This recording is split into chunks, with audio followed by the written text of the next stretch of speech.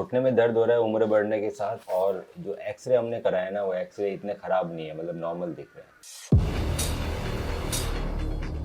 Generally जब हम घुटने का एक्सरे कराते हैं तो हमें ऊपर की हड्डी दिखाई देती है फीमर, नीचे की हड्डी दिखाई देती है टिबिया। इसके बीच का जो पोर्शन है ना उसमें आता है फीमर का कार्टिलेज, फिर मेनिस्कस और फिर टिबिया का कार्टिलेज। ये जो तीन चीजें ना ये एक्सरे में दिखाई नहीं देती है। तो जब हम खड़े खड़े एक्सरे कराते हैं और अगर हमारे घुटने अच्छे हैं, हम यंग है, इतनी एज हमारी नहीं हुई, तो हमें दोनों हड्डियों के बीच में गैप दिखाई देता है। वो गैप हवा नहीं होती है, उस गैप के अंदर फीमर का कार्टिलेज होता है, मेनिस्कस का होता है और नीचे टिबिया का कार्टिलेज होता है। ये तीन चीजें होती है तो वो गैप दिखाई देता है। जैसे हमारी एज बढ़ती रहती है ये चीजें घिसती रहती है। तो अगर एज बढ़ने के बाद भी अगर हमारे घुटने में दर्द है और हमने घुटने का एक्सरे कराया और घुटने का एक्सरे में गैप दिखाई दे रहा है, क्योंकि स्टैंडिंग एक्सरे में वो गैप दिखाई दे रहा है, मतलब कार्टिलेज अच्छा है, इतना खराब नहीं हुआ है। और साथ में हमें कोई ऑस्टियोफाइट नहीं दिखाई दे रहे घुटने के अंदर, कोई कांटे ऐसे कुछ नहीं निकले हुए, हल्का सा एक छोटा ऑस्टियोफाइट दिखाई दे रहा है, बाकी घुटने में कोई ऐसे कांटे नहीं निकले हुए दिखाई दे रहे। जनरली बहुत ज्यादा घिस जाता है ना, अगर हमारा घुटना बहुत ज्यादा घिस जाए तो ये जो बोन घिसती है, कार्टिलेज घिसता है, वो कोई निकलता नहीं है, वो हमारे घुटने में इस तरह से ऑस्टियोफाइट की तरह चिपक जाता है। देख रहे हैं आप ऑस्टियोफाइट, जो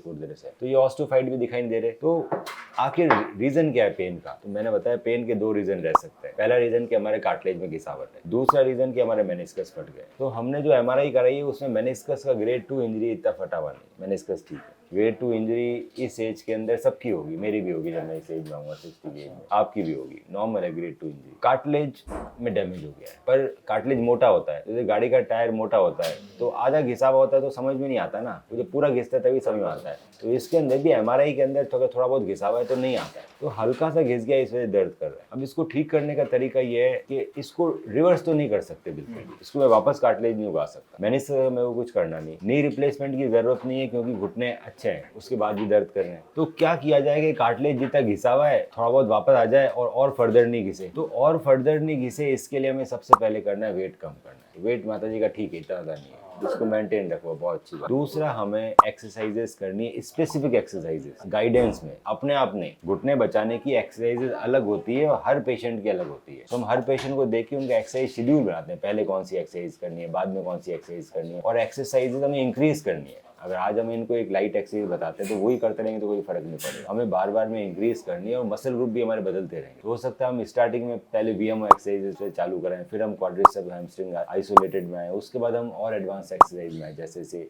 आप टॉलरेट कर पाते हैं। और एक्सरसाइजेस का चेंज होना, एक्सरसाइजेस का इंक्रीज होना, उसकी इंटेंसिटी एंड फॉर्म सब कुछ बढ़ना, वो बहुत जरूरी है। तीसरा होता है हम कुछ इंजेक्शन लगा सकते हैं घुटने के अंदर जिससे इसका दर्द कम होता है। पहले इंजेक्शन आते हैं जेल के इंजेक्शन लगाते हैं, जेल लुब्रिकेट करता है, साल भर तक काम करता है, वापस हर साल जेल के इंजेक्शन लगाते हैं। दूसरे इंजेक्शन होते हैं स्टेरॉइड के, वो लगाए मैंने, थोड़ा इन्फ्लेमेशन कम करेंगे, दर्द कम करेंगे, और स्टेरॉइड जनरली मैं रिकमेंड नहीं करता। तीसरे इंजेक्शन होते हैं पीआरपी के, प्लेटलेट रिच प्लाज्मा। पीआरपी सबसे अच्छे इंजेक्शन माने जाते हैं, वो एक तो साइड इफेक्ट सबसे कम है, पेशेंट के ब्लड से ही बनेंगे, हम पेशेंट का ब्लड निकालेंगे, उसमें से हम प्लाज्मा और प्लेटलेट्स अलग निकालेंगे स्पेशल पीआरपी वायल के अंदर, वो मैं नी के अंदर इंजेक्ट करूंगा, ओपीडी में रहेगा। तो वो क्या करेगा, थोड़ा कार्टिलेज रीजनरेट भी करेगा, वो हमारी सबकॉन्ड्रल बोन पे भी काम करेगा क्योंकि खुद ही का प्लेटलेट है ना, और हमारे घुटने में लुब्रिकेशन का भी काम करेगा, तीनों काम करेंगे। पर पीआरपी के साथ ये है कि जो अच्छे इफेक्ट आते हैं पीआरपी के तभी आते हैं जब हम 3 इंजेक्शन एक साथ लगाते हैं। सिंगल इंजेक्शन में फर्क नहीं पड़ता, तो मुझे पहले दिन, फिर मुझे 7th डे या 10th डे या 15th डे, उनमें से मतलब 2 इंजेक्शन के बीच में 7 से 15 दिन का गैप रह सकता है, डिपेंडिंग अपॉन, कुछ मैं तय करता हूँ, कई बार पेशेंट की अवेलेबिलिटी पे तय होता है। तो 3 इंजेक्शन लगते हैं, 0, 7, 14 या 0, 14, 30 डेज।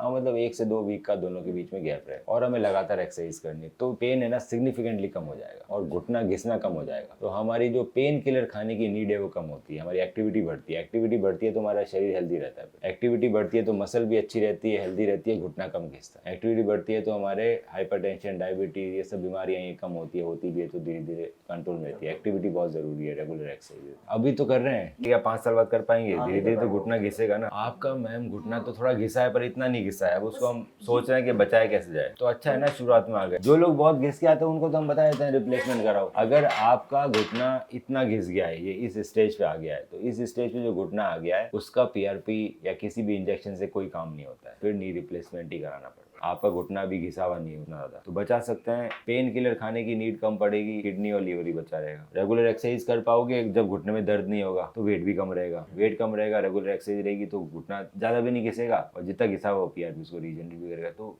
इसके कई फायदे हैं, पर इसमें कितना असर आएगा वो बताना मुश्किल है। किसी को 80% आता है, किसी को 70 आता है, किसी को 50 आता है, किसी को 20 आता है। क्यों? डिपेंडिंग अपॉन कितना घिसा हुआ है। आप में कम घिसा हुआ है तो आप में असर आने की उम्मीद ज्यादा है।